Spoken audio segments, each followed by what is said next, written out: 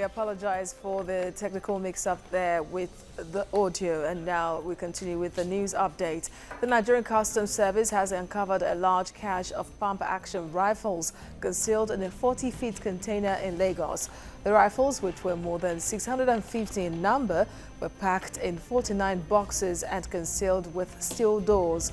The Comptroller General of Customs, Hamid Ali, raised concerns that customs officers cleared their consignment out of the port before it was intercepted along Mile 2. 3 suspects have been arrested and will be investigated for more information. The police in Ondo State have sealed off the State House of Assembly following crisis that ensued over the impeachment of 3 principal officers of the House. The 2 factions involved in the impeachment saga embroiled in a war of words over the 15 million naira which was found with the paymaster. With the 2 factions still laying claim to the House leadership, security men have been deployed to prevent a breakdown of law and order. The Lagos State government has opened a 2-day summit on administration of justice. The summit, organized by the Ministry of Justice, began on Monday with the theme Contemporary Trends, Catalysts for Justice Sector Reform in Lagos State. Stakeholders in the justice system gathered to generate robust discussions addressing the most topical issues in justice administration. Vice President Yemi Osinbajo was represented by the Minister of Justice and the Attorney General of the Federation, Abubakar Malami. Governor Akiwumi Ambode wants the gathering to deliberate on how to make Lagos' legal and judicial system great and effective tool for realization of foreign investment. And that's all on the news. It's back to Mike and Ngozi for the rest of the program. Thank you, Azizat.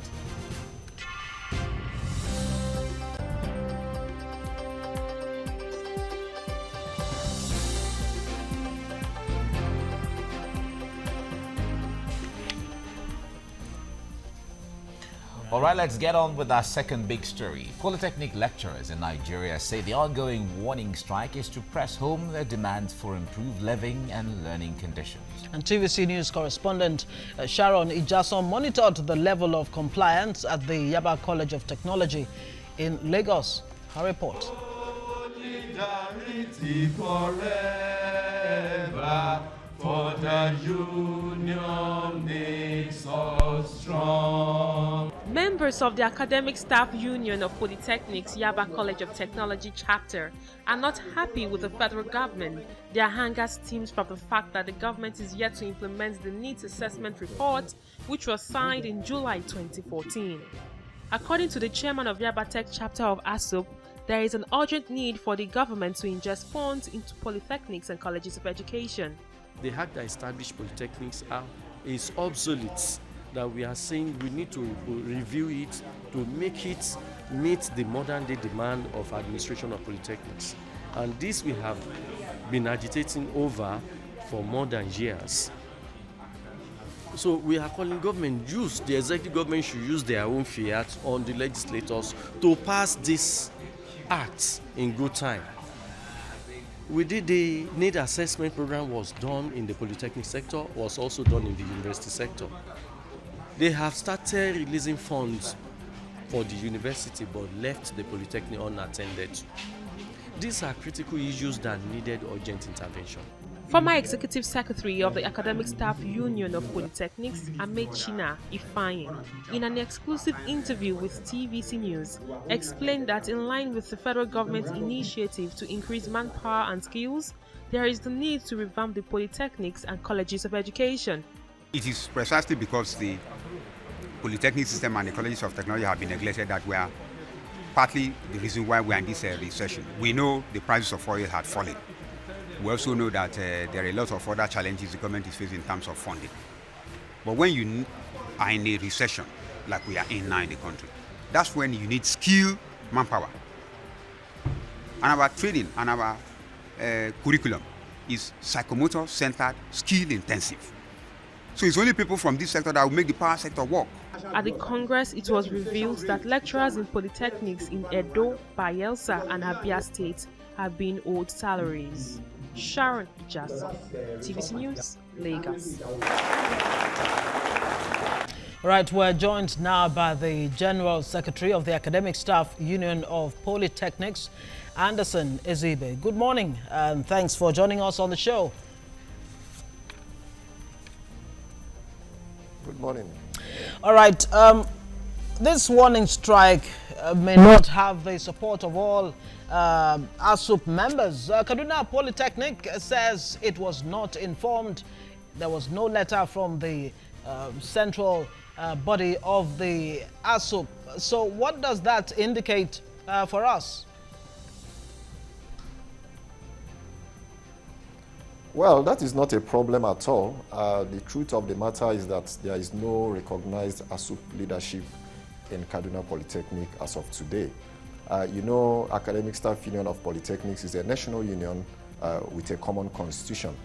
And we have our own issues with the way that the people who parade themselves in that particular institution currently as our leaders, we have a problem with the way they emerged as against the provisions of our constitution.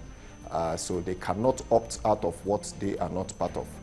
They are right because they've been excluded from decision-making processes because we don't recognize the people there as officers of the Academic Staff Union of Polytechnics. All right, Anderson, can you, for the purpose of people who may not have been following this development, give us reasons why there's even a warning strike called by the Asup in the first place?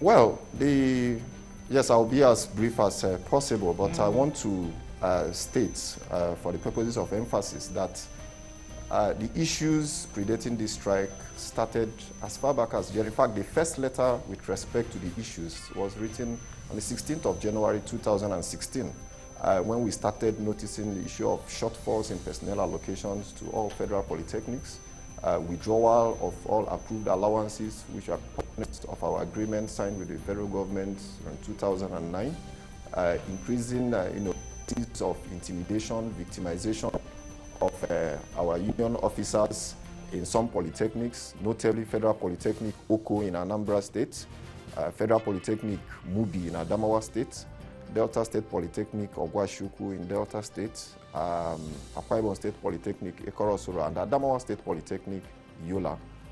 We also drew the attention of government to the fact then that there was nothing to show in the 2016 budget of any plans by the government to implement, even if it's a phased implementation of the report of the Needs Assessment Survey of Public Polytechnics in Nigeria. That particular report uncovered the fact that we have a funding deficit of over 629 billion as at 2014. And there's no indication of any kind that the government was taking any step to start a process of reversing this serious funding deficit in the sector. We also picked holes with the way and manner rectors are being appointed in some federal polytechnics. For instance, in Auchi Polytechnic today, an acting rector has been on seats for about a year, and we see this as an anomaly because 2 interview processes have been concluded and yet no substantive appointment has been made. So we have these issues in some other polytechnics. So the first letter and the first round of engagement started effectively in January 2016. We also have our act that is before the National Assembly, and which we think that our supervising ministry and our regulatory body, the National Board for Technical Education, are not passionate enough to drive that process. We have a senator, the distinguished senator representing Bauchi South Senatorial District, who has sponsored a bill to amend the Polytechnics Act, which is quite long overdue for amendment, and that process has been on, slowly dragging, and disturbing reports reaching us shows that some persons are trying to undermine this particular process. So in July 2016, we issued the government with an ultimatum to. All right, and that start ultimatum an you have industrial action. carried out now. There's so many issues, but let's see how much we can take in. Now, the union has accused the government of President Buhari of not being sensitive to the plight of Asup members. I would like you to shed more light on that, but I'll allow you to do that right after we come back from this short break. Stay with us.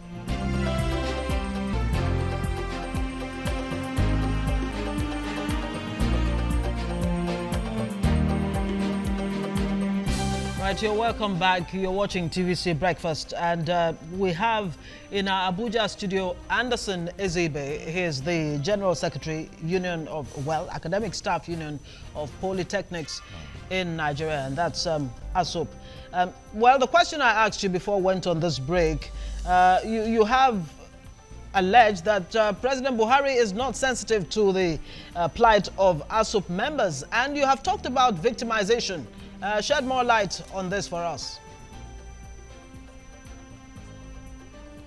Well, on the issue of victimization, really, it's becoming more and more rampant. We have chief executives who are applying the rules with a lot of impunity.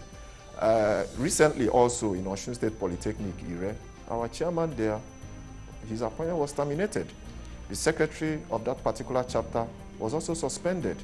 In Delta State Polytechnic of Washuku, like I said, the chairman has been terminated for the past 6 months. His appointment has been terminated.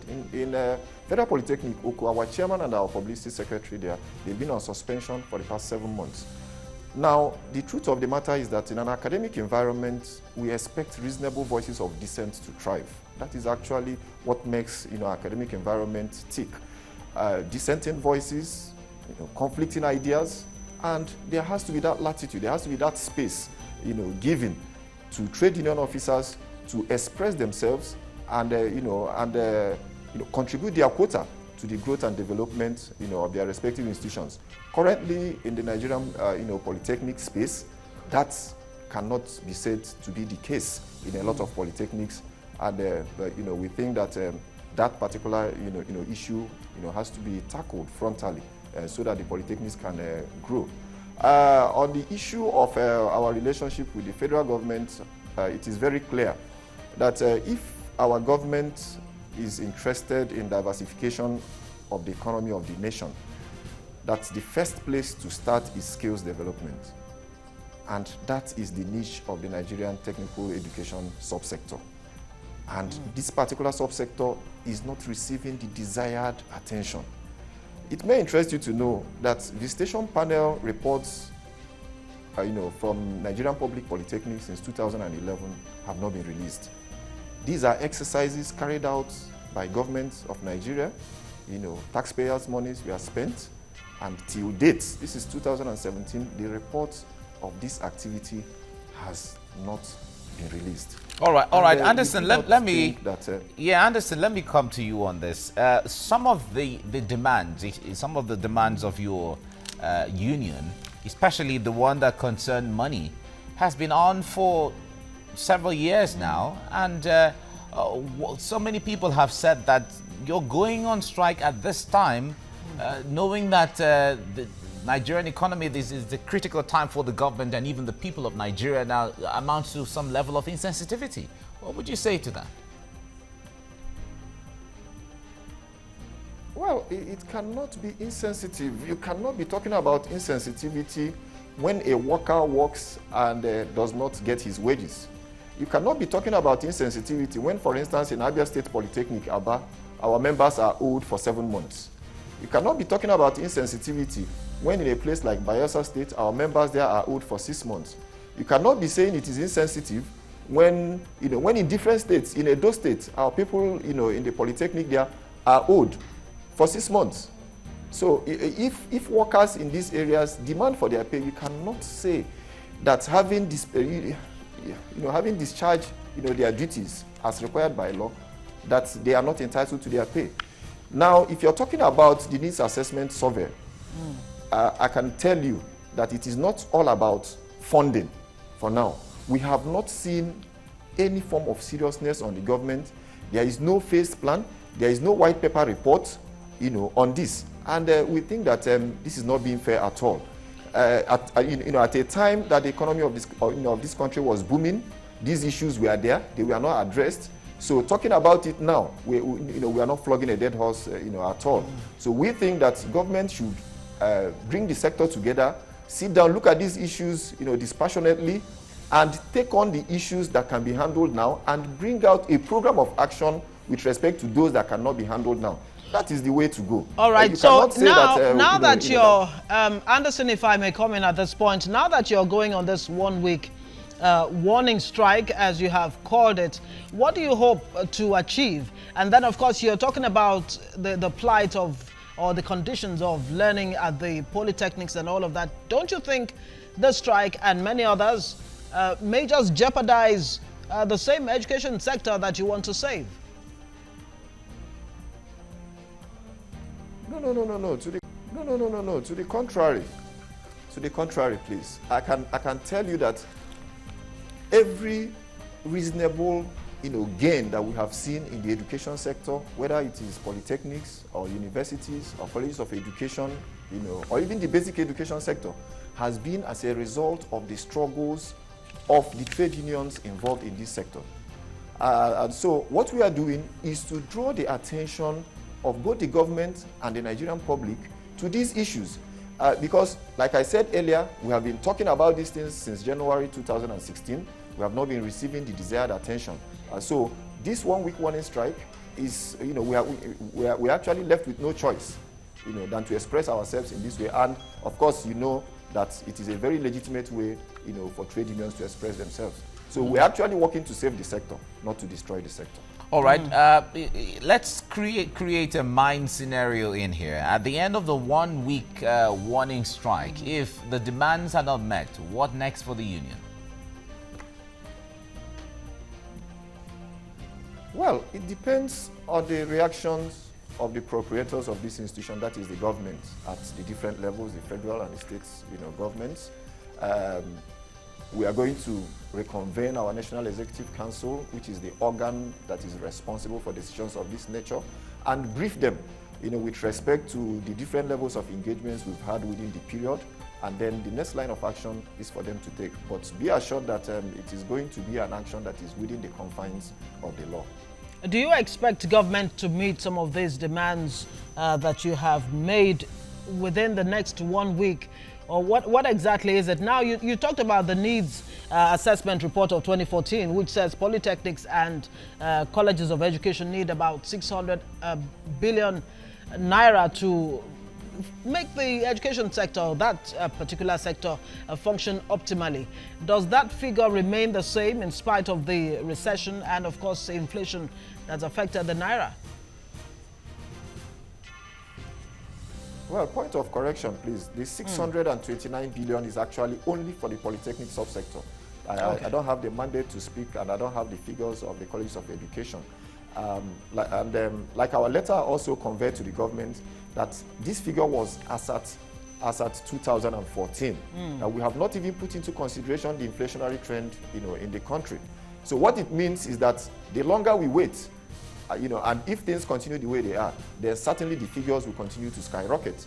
And this is what we don't want. We want to see the government bring out a program of action, even if it is a phased implementation plan.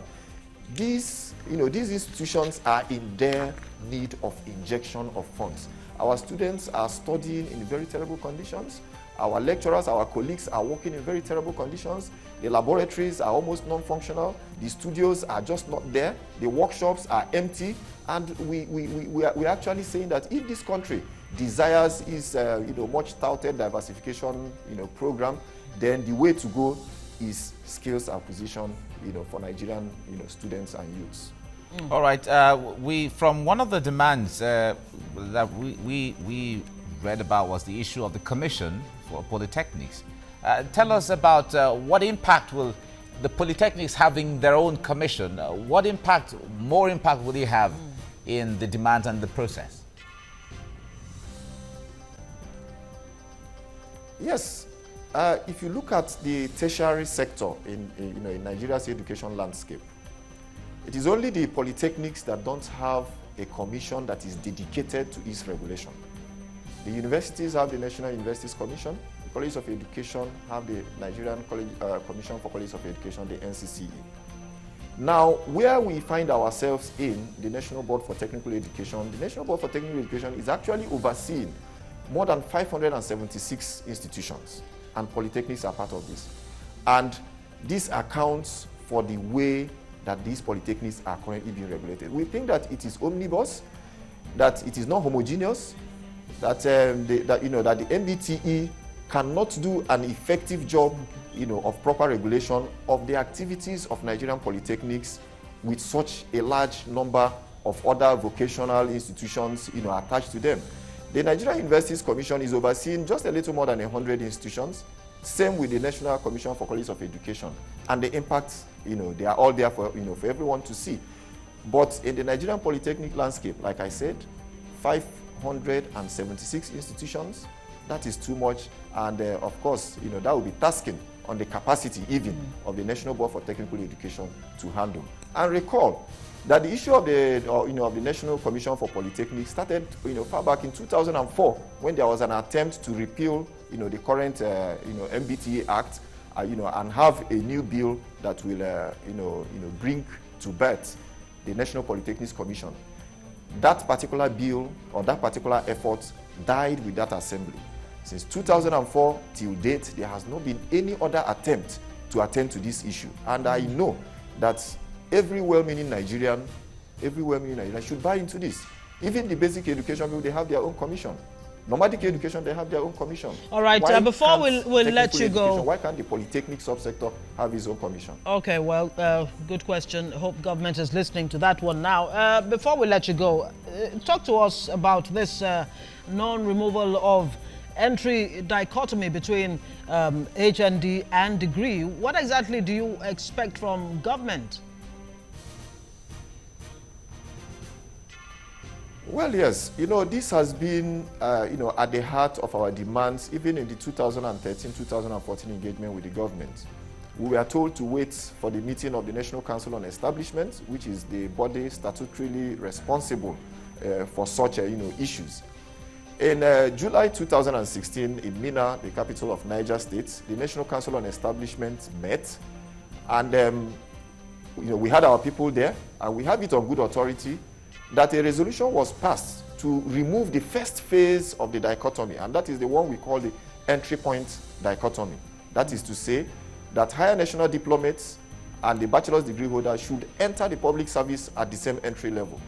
Unfortunately and curiously, since July 2016 till date, no other step has been taken to bring into effect this particular resolution of the National Council on Establishment, and we still see it, as part of this, conspiracy, against the polytechnic sector and polytechnic education in Nigeria.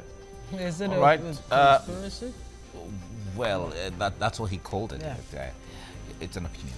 Well, Anderson Ezeibe, thank you very much for talking to us on TVC Breakfast this morning. We wish you well.